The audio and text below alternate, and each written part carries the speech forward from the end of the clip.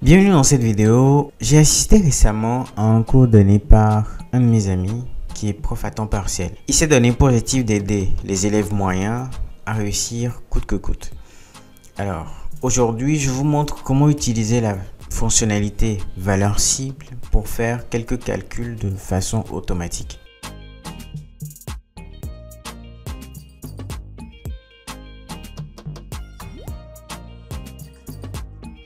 Dans ce cas d'espèce qui s'applique à des élèves, nous prenons le cas de Albert.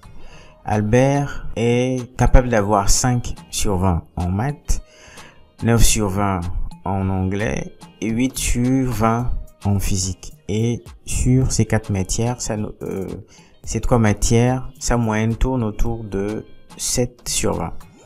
Alors, comment faire pour que Albert puisse avoir 10 en jouant sur sa note d'histoire géo? Pour y arriver, nous allons dans l'onglet Données. Nous allons cliquer sur le bouton Analyse de scénario et prendre Valeur cible. Alors, quelle est la valeur cible? Nous allons prendre la moyenne.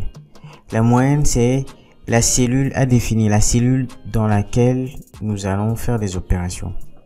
Ou plutôt, la cellule résultat. Alors, nous voulons que le résultat soit 10. Actuellement, la cellule résultat comporte le chiffre 7 qui est la moyenne normalement des 4. Alors, nous voulons que le 7 devienne 10. Alors, quelle est la cellule à modifier? La note sur laquelle nous allons jouer pour que la note variable qui ne dépend pas forcément de nous. Donc, nous allons utiliser la note de histoire géo.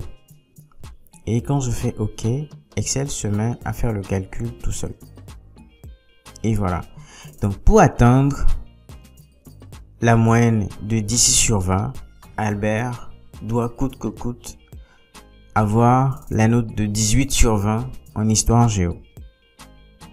Alors ça, c'est une fonctionnalité que même les parents d'élèves peuvent essayer avec leurs enfants chez eux. Venons un peu dans un cadre commercial. Supposons que je prépare ce devis pour un client. Alors, j'ai 4 produits à livrer au client dans les quantités et prix unitaires différentes.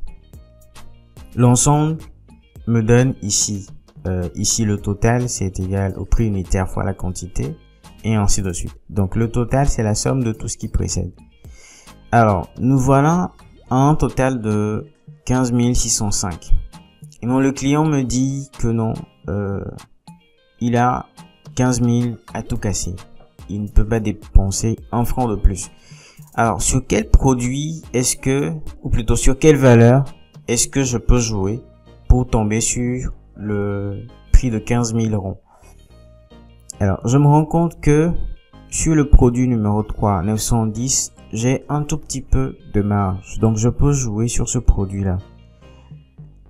Ce à quoi je peux m'atteler, c'est de peut-être essayer de changer les chiffres un à un pour voir dans quelle mesure je peux tomber sur les 15 000 en effet.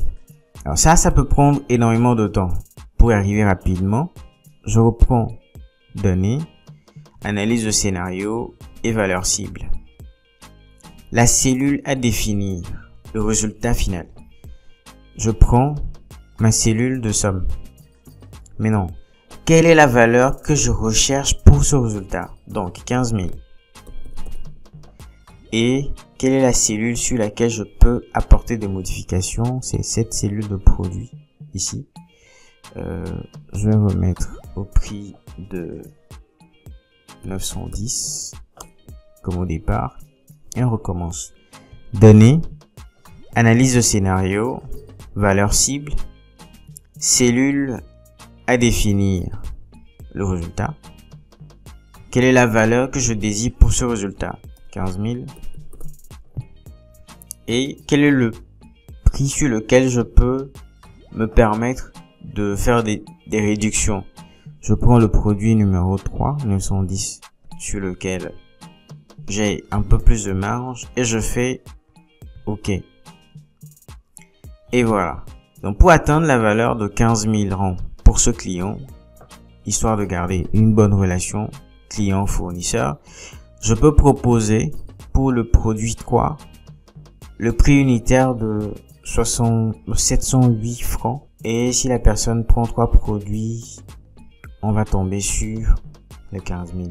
Si vous êtes élève, vous pouvez simuler vos notes en mettant la note et le coefficient, histoire de calculer d'avance quelles sont les matières sur lesquelles vous devez vous remettre sérieusement au travail, ou pouvez demander assistance à d'autres personnes.